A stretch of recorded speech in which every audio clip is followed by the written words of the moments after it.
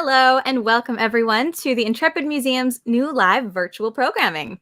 Thank you so much for joining us for our Journey to Space program today. We are so happy you're here, and I'm happy to answer any of your questions that you have throughout the program. So my name's Alicia, and I'm an educator at the Intrepid Sea, Air and Space Museum in New York City, and I'll be your host today. And just a reminder, the museum's live streams are free. And if you'd like to support us in delivering this exciting new content, please click on the link in the comments or in the description. Again, feel free to use the chat today to say hello. Let us know where you're tuning in from, anywhere around the world. And also let us know if you've ever been to the Intrepid before, or if you plan on visiting us sometime soon. We'd love to see you. Now, at the museum, our mission is to honor our heroes, educate the public, and inspire our youth. And today we are going to do all three of those things on our journey to space. We are going to be talking a bit about Intrepid's connection to space, why we are a space museum. We are going to talk a little bit about the history of the space program here in America. And I'll also fill you in on some really cool space facts along the way. So for those of you who may not be familiar, this is the Intrepid Museum. So we are located in a historic World War II aircraft carrier, the USS Intrepid. It was constructed in 1943, and it is now docked right off the shoreline of Manhattan on the Hudson River. So maybe you visited us before, or maybe you're looking forward to visiting us in person in the future. But either way, if you are in the neighborhood, it's kind of hard to miss. It is so big that if you were to stand it up on its end, it would actually be taller than a New York City skyscraper. And it is also so long that you could play 3 games of football on it at the exact same time. Now, I mentioned that the Intrepid served in 3 wars: World War II, the Cold War, and the Vietnam War. It was then retired back in 1974, and then a few years later, in 1982, we became the Intrepid Sea, Air and Space Museum. But sometimes people say, okay, I get why you are a sea museum, I get why you're an air museum, but why are you a space museum too? So let's recap. We are, of course, a sea museum because we are a naval ship. We are floating in the water. In fact, that giant artifact there that you see on the right picture here, I'll make it a little bigger for you, shows you that, yes, we were in the water. That is a propeller. In fact, it's one of the 4 that were on the Intrepid that pushed it through the water. But of course, there are a few different types of propeller. For instance, here is another type of propeller on the front of this plane.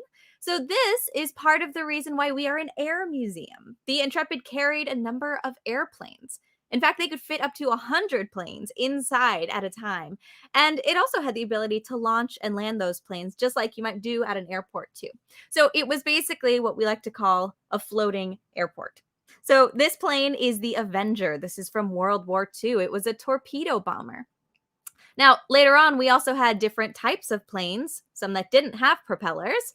We had planes like this one, the Fury. And those were around a little bit later in the Cold War era. They moved much, much faster, though. And we also even had helicopters, which were used to rescue people from the ocean as well. So clearly, yes, we are also an air museum because we have airplanes and helicopters. But we're still not really sure about space, right? Well, take a look at this. Does anyone know what this thing is? Tell me in the chat if you do. We are looking at this big, black, kind of almost light bulb shaped thing, and it says United States on the side of it. It's got a flag. Now, some people say it kind of even looks like an ice cream cone, kind of tilted on its side. But this, everyone, is a very, very special vehicle. Does anyone know what this is? So this is actually something called a space capsule. And it's the thing that takes astronauts up into space. Now, capsules ride on the top of a rocket. The rocket, of course, is the thing that goes up into space. There's lots of fire coming out of the bottom of it usually. But then once it gets up into space, it separates from the capsule. The capsule's on the top. And then the capsule continues to float around in outer space. And Jeremy, yes, I see you said that's an early pod for astronauts. Exactly. Now, why go to space in the first place, right? Well, in the 1960s, during the Cold War era, NASA, our space program, was part of something called the space race. So we were in a race against the Soviet Union, which is modern day Russia now. But now when you're in a race, there's always a finish line, right? And so the ultimate finish line for this race was to see which country could get all the way to the moon first. But there's a bunch of other steps you have to take before you can get to the moon, right? You don't just roll out of bed and end up on the moon. So you have to figure things out like how to launch, how to breathe up there, how to eat and sleep and work and dock and land and, all of these things over longer periods of time. And you get the idea. We had to take some baby steps. So these capsules were part of some of those very early steps, what they call Project Mercury, which was really just to see if people could even reach outer space and survive up there, even just for small periods of time. Now, this is a replica of one of those early capsules called the Mercury Aurora 7. And let me know in the chat, take a look at this image here. Let me know how many people you think could fit inside of this Mercury capsule. Take a guess for me. And while you're doing that, I will also tell you that they decided to name it Project Mercury because, first of all, in Roman mythology, Mercury was the messenger god. He was known for being really, really fast. And also, the planet Mercury, which of course was named for the messenger god, is also both our first planet and also the fastest planet. 1 year on Mercury takes just 88 days, while it takes 365 days for us to go around the sun here on Earth. So they wanted to be the first and the fastest to get to the moon. So back to the Aurora 7 here. You can probably tell just by looking at it, yep, it's not very big. In fact, it only held one astronaut inside of it. So if you said one, you would be correct. All right. So everyone, in 1962, the astronaut who went to space in the Aurora 7 was named Scott Carpenter. And here he is next to the Mercury-Atlas rocket, which took him into space. You can see the capsule right at the tippy top of it, that little black part. And so Scott Carpenter was actually only up in outer space for a few hours. He was only up there for about 5 hours. He did 3 orbits around the Earth before he then safely splashed down into the Atlantic Ocean. They figured back then, the water would be a nice, somewhat softer landing surface than, landing on dry land, whether that be in the desert or, God forbid, on your house or something. But if something this big, of course, is going to land in the ocean, well, NASA still needed to go pick it up and him up again, right? You can't just leave him stranded in the middle of the ocean.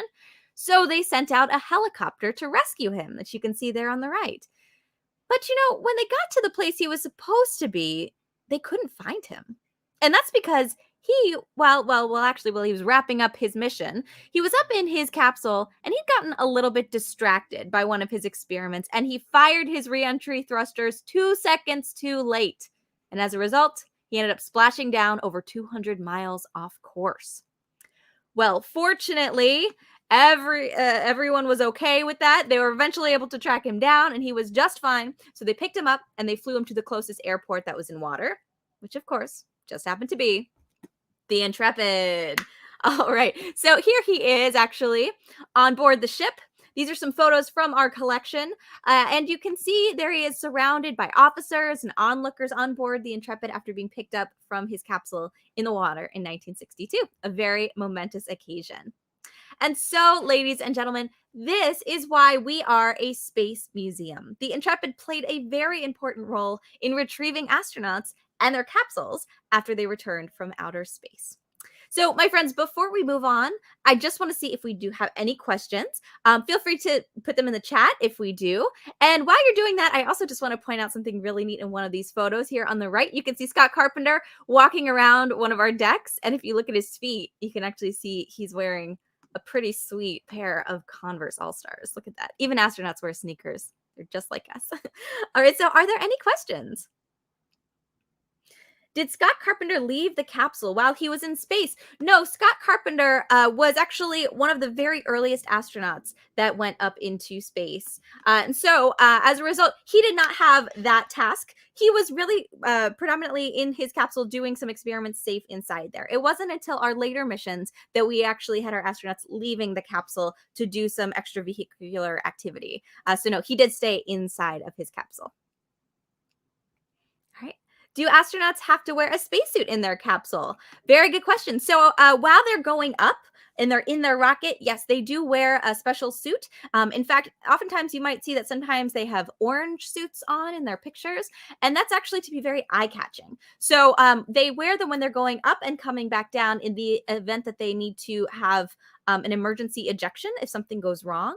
So in that way, if they land, let's say, out in the water, right, they'll be able to see them and rescue them very quickly. But when they're just floating around up in space in their capsules, unless they're planning to leave, no, now our astronauts do not actually have to wear suits. Early on, they did because they were still experimenting and making sure they could breathe up there. But now you'll see them, floating around in what look like pajamas, really. All right. So I mentioned that we picked up the Aurora 7 capsule, right? But that was not the only one. I mentioned that we had some other ones that we picked up as well. Our next series of missions, everyone, were called the Gemini missions.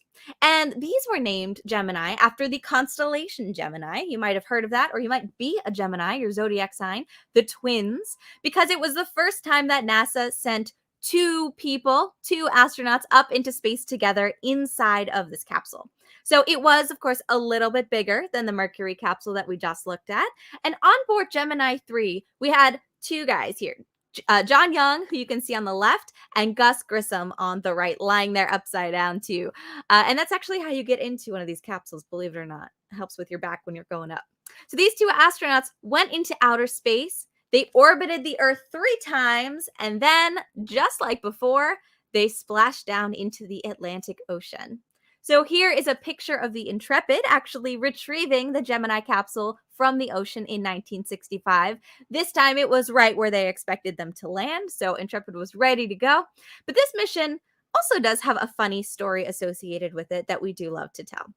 Now, I mentioned earlier that these missions had a lot of experiments going on, right? There were a lot of tests that they were doing, experimenting with your human body in space, how it reacted, and then looking at things like solar flares and color visibility, making all these observations about what it looks like down on Earth and out into the stars.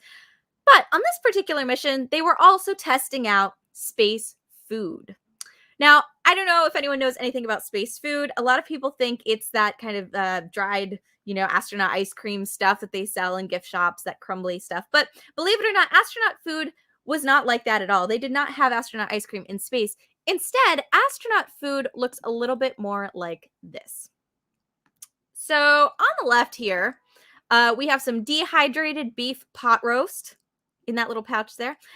In the center, we've got some orange juice in a plastic pouch. And down on the right, there are cubes of toasted bread and dehydrated bacon and egg bites. Yum. And of course, a little wet wipe on the top there too. So a perfect balanced breakfast, as you can see. You might also notice that the hands on the top left, they are injecting water into the pot roast pouch to reconstitute it, to add liquid to make it more edible. Yeah, at least, later on they had hot water, but our earliest missions actually didn't even have that. And the water also tasted kind of like gasoline. So, not the most appetizing food, as you can imagine. But again, they were testing it out. The very first mission to have food in space was John Glenn, our third astronaut in space, and he just sucked kind of like applesauce out of a straw, out of a little tube like that. Now, the astronauts of this particular mission, the Gemini 3 mission, weren't really fans of this plastic pouched dehydrated food. So right before their mission, John Young was handed as a joke a corned beef sandwich, and he snuck it on board with him in a pocket in his spacesuit. And when they got up into orbit, he pulled it out and they started to eat it. Now, here on Earth, of course, that might not be too much of a problem. You eat your sandwich, the crumbs might fall down onto, a plate or the floor, you brush away the evidence, whatever. But in space, things happen a little bit differently. It's actually a bad idea, even a dangerous one, to bring something like a corned beef sandwich into outer space. And here's why. As soon as they started to eat the sandwich, they started to notice the crumbs from that bread starting to float up and all around their capsule.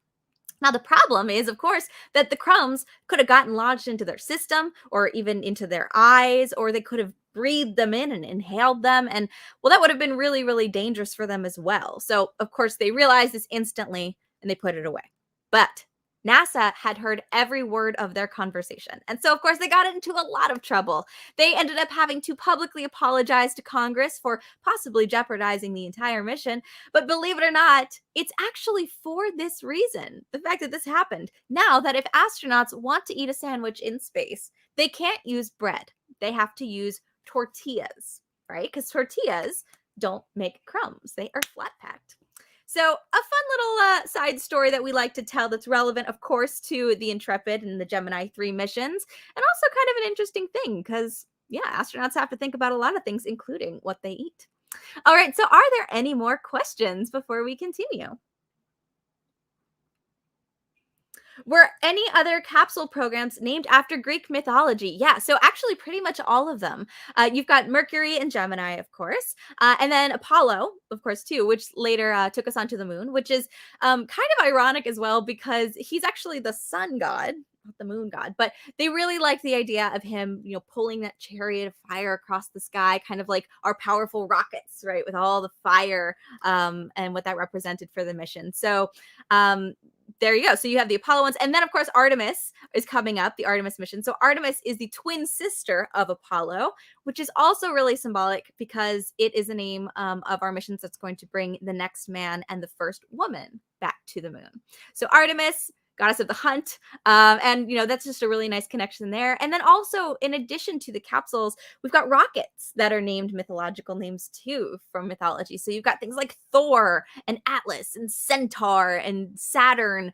And we've had spacecraft too named Aquarius, which was the lunar module that ended up being the lifeboat for Apollo 13. You've got Orion, of course, which is the newest series of capsules. So yeah, they started off using these mythological names, and they just sort of kept going with it. It's a nice, inspiring, fitting name. Do they eat better food in space now? Yes. So this is what we call the cubes and tubes stage of food. Again, I mentioned that as they went on, they were able to then start injecting hot water, a real a large improvement, I guess, to have hot water instead of cold water into injecting these things. So they do still have to reconstitute their food with water. However, they've got a lot better things now. They've got things like shrimp cocktail, which is apparently very, very popular.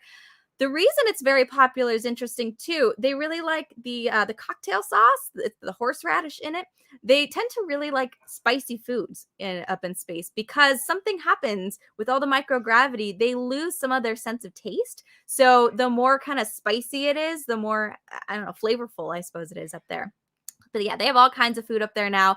They even actually just experimented with baking chocolate chip cookies up there, I believe, in January earlier. So yeah, they've definitely have been trying all different sorts of things, and it's exciting, to see where they're going to go with it next. But there's whole labs of researchers at NASA who look into this sort of thing and make sure that those astronauts are happy and fed up there.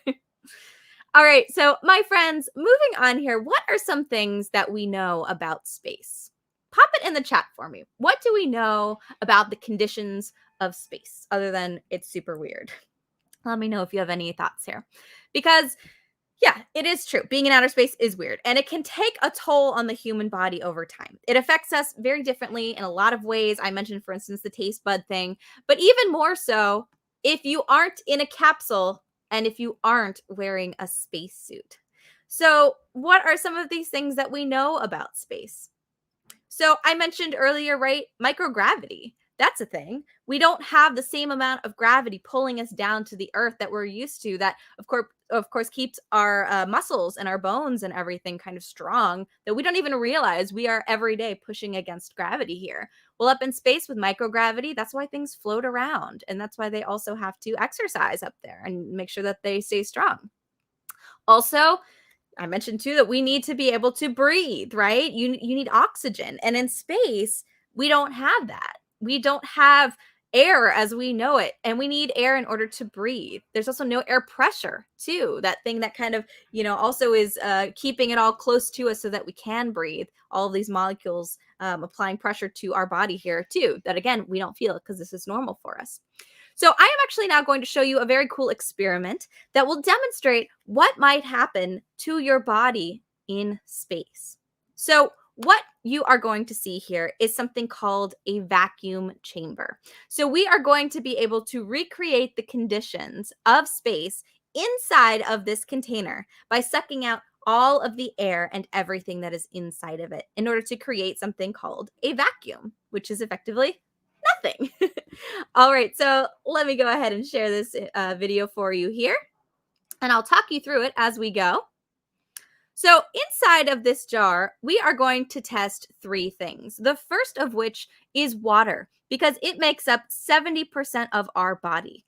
So, imagine that this is all of the fluids in your body: blood, saliva, stuff like that. And we're going to suck it out with that pump that you just saw. We are going to create a vacuum. We're going to suck out the air and see what happens to the water. Now, before we start, I want you all to let me know if you have any guess what might happen. Throw it in the chat. What do you think will happen to water in a vacuum chamber? And let's see what happens. All the air is being taken out. You could see that seal being made there. And if you look very closely at the water, you're going to start notice something happen in a couple of seconds here. Now, here on Earth, there is this invisible thing that surrounds us and protects our planet called the atmosphere. And the atmosphere's pressure, again, presses down on everything underneath it, and that includes water. So here on Earth, we have a lot of air pressure on us all the time, but we're used to it. We don't feel it. So typically, if we want to get water to evaporate or boil, as you can see here, it looks like it's kind of boiling, kind of like seltzer water. To get water to boil here, you want to add heat. It warms up the molecules and gets them all excited, so they move around and separate. They turn into a gas, and then, of course, we have bubbles, and we're boiling. But in outer space, we don't have to do that because there's no air pressure. The water wants to immediately just move around and spread out and evaporate. So this water is boiling, but believe it or not, it's not getting hot. If we took it out, you'd even be able to drink it. It would still be room temperature because there isn't heat. It's just the lack of pressure causing it to evaporate. And eventually, if you left it in long enough, it would actually just all evaporate away too. So that is the first thing we can look at to know that, yes, we don't want to have our liquids out in space. They will start to bubble. All right, now the next thing we're going to do is look at these balloons. And in the chat, I want you all to let me know what you think you should do in this scenario. Imagine that you are on a big spaceship. You are about to get sucked out into space without a spacesuit. And if you were to leave your capsule and go into space without a spacesuit on, do you think you should take a deep breath in like the red balloon and fill up your lungs with air before you get sucked out? Or should you breathe out and push out the air like the blue balloon? Take a look at those two balloons there. Again, do you want to take a deep breath in before going out into space without a suit, or breathe out like the blue balloon? Which would you do? Let me know in the chat. Take a deep breath in or let the air out. All right, so pop your answers in the chat and we're going to find out what happens. So again, we are going to take all of the air out of this vacuum chamber again. And when we start to do that, you are going to start noticing now what's happening here. It looks like the red balloon is starting to get a bit bigger. And the blue one is too, but the red one, it's growing much, much faster. Now, the reason why this is happening is because once we've removed all of the air pressure, just like the molecules in the water, the air molecules want to spread out and move around. That pressure isn't keeping them down anymore. It's like if you were, sharing a room with a sibling. It's, half and half, and then they move out. What are you probably going to do with all your stuff? You're going to want to spread out and take up the whole room. So that's what the air is doing here. Now, it's getting pretty big, right? But don't worry, this is not going to pop. The container is actually not big enough for that. But even if it were to pop, you wouldn't hear it because in space, no one can hear you scream. And there you just saw the best part. As we put the atmosphere back in the container, it causes all the balloons to shrink back down, and they are back to our normal size. So we tested air, we tested water. We are now going to test something that's going to represent our bodies, our flesh, our tissues. It's this marshmallow. All right. So, ladies and gentlemen, what do you think is going to happen to the marshmallow when we put it into outer space? Let me know in the chat. What is going to happen to this marshmallow in a vacuum? Let's see. So marshmallows, don't forget, are made of three main ingredients: sugar, water, and air. Something to think about. And as we suck all of that air out again, you will notice this marshmallow is getting bigger. Now, inside of this marshmallow, there's a bunch of air pockets, just like we saw with the balloons. And those air pockets are expanding and getting bigger. But now you might notice it actually kind of leveled off a little bit. Now, all of the air is escaping, and it's even starting to evaporate a bit. But look at what happens when we add the atmosphere back in to this marshmallow. Ooh, there it goes. The marshmallow just shrivels up. It collapses on itself, and it looks a bit dehydrated too, right? So the reason why this happens is because now all of the air pockets are gone. So the structure of the marshmallow just collapses on itself. And actually, there was once a skydiver who went up to about 100,000 feet to do a free fall, but he had a rip in his glove. And he said his hand actually ended up swelling to twice its size. And by the time he came back down to Earth, it took almost 3 hours for his hand to return to normal size and for it to stop hurting. So if your body starts to expand and your blood is evaporating and your lungs are swelling up and going to burst, I mean, yeah, now you can see why astronauts need to wear their spacesuits when they go into outer space. So remember that, guys. The next time you go into outer space, do not forget to wear your spacesuit. All right, so any questions about any of that before we move on? And I see, Allison, you said you wanted to breathe out. That was the right decision. So if there's no air in space, how do astronauts breathe in space? So we mentioned before you want to wear your spacesuit, right? So your spacesuit acts like, a little external extra body, a little skeleton, right? It's your own little space capsule, really, keeping you safe. So inside of your spacesuit, you have oxygen that you are able to bring with you. You have a limited amount of oxygen too, which is why if you've seen some, sci-fi movies where you've got astronauts out there and they're stranded somehow, they got disconnected from their spaceship, they're going to get low on oxygen because there's only a limited amount that you can bring with you. But that's why it's important to have your spacesuit again. So the astronauts are able to breathe because they carry it in their spacesuit. And any other questions? Okay. So we talked about some capsules, the Mercury and Gemini capsules. And of course, after that, there was Apollo, the ones that went to the moon, the very famous ones. But now we are actually going to talk a little bit about a different type of technology after capsules. So after we got to the moon and won the space race, NASA decided rather than go out further into the universe, they wanted to focus more on low Earth orbit and building things in space that were a little bit closer to home. And so that's what we did. And obviously, those space capsules weren't going to be able to help us do that. Those small, one or even two or three person size ones. We needed something much bigger, something that could carry a lot of large equipment. And that is what led us to this. All right. So not this, hold on.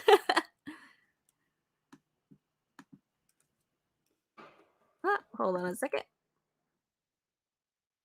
There we go.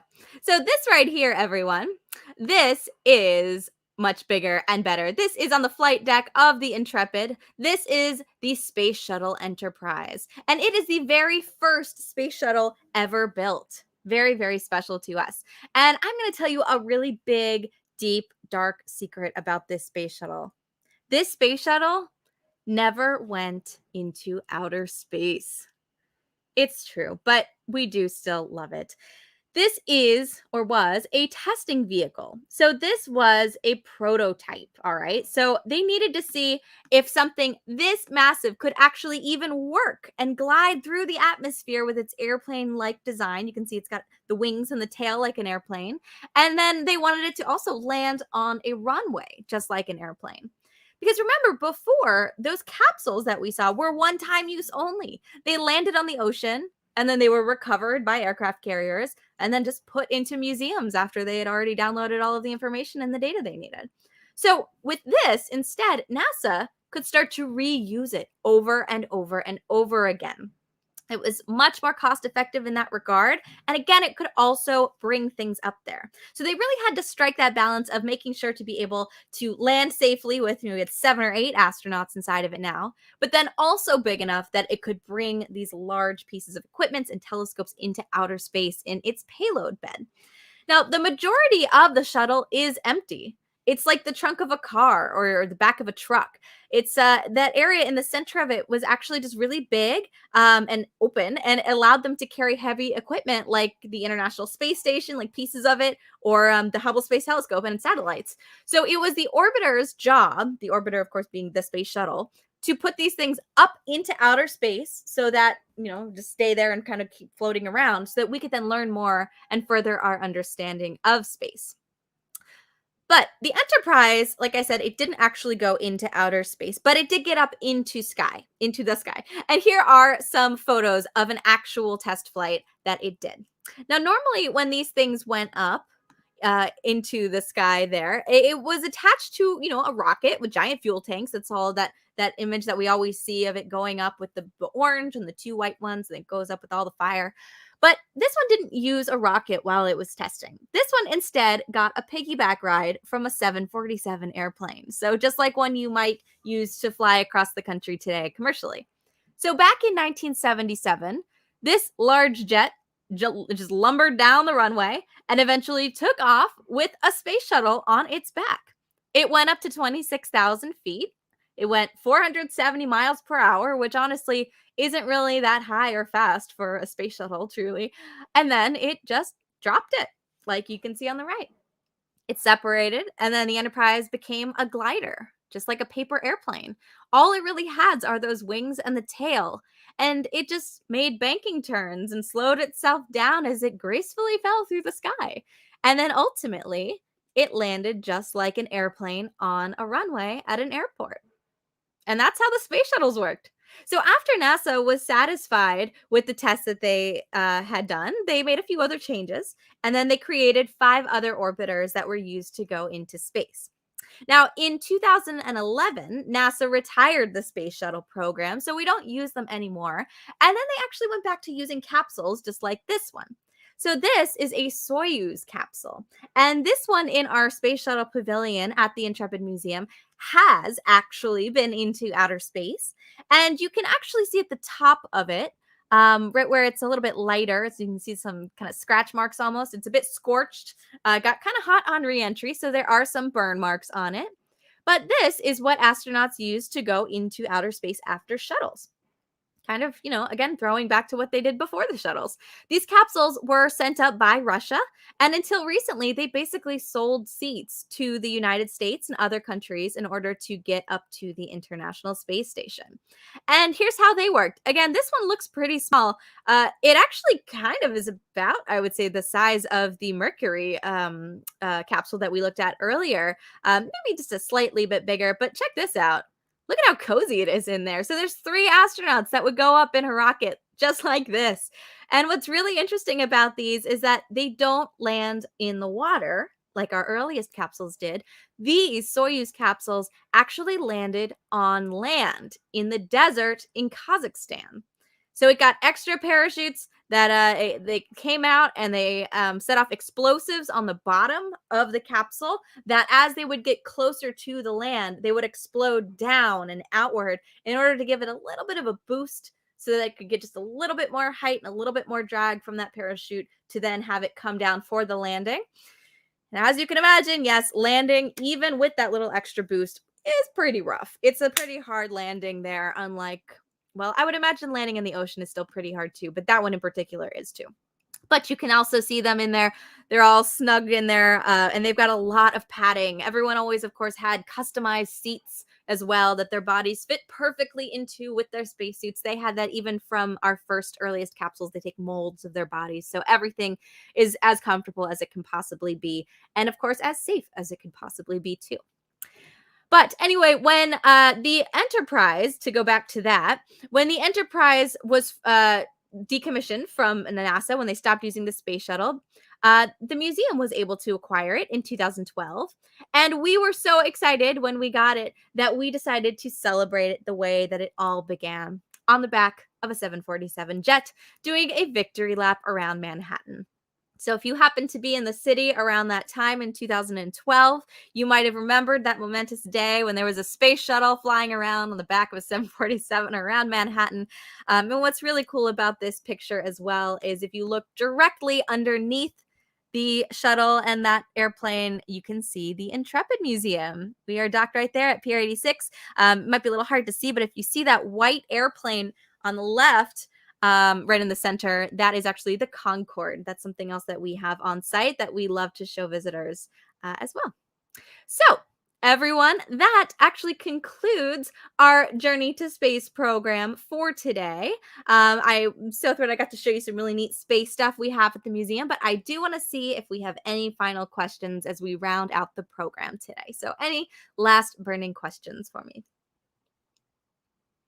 How many space shuttles were created? Right. So the Enterprise, like I said, was a prototype That means it was the first one, and it was a little bit experimental. They wanted to see how everything worked and how it landed and if it was even, because they wanted to make sure before they started making more of them that it was perfect.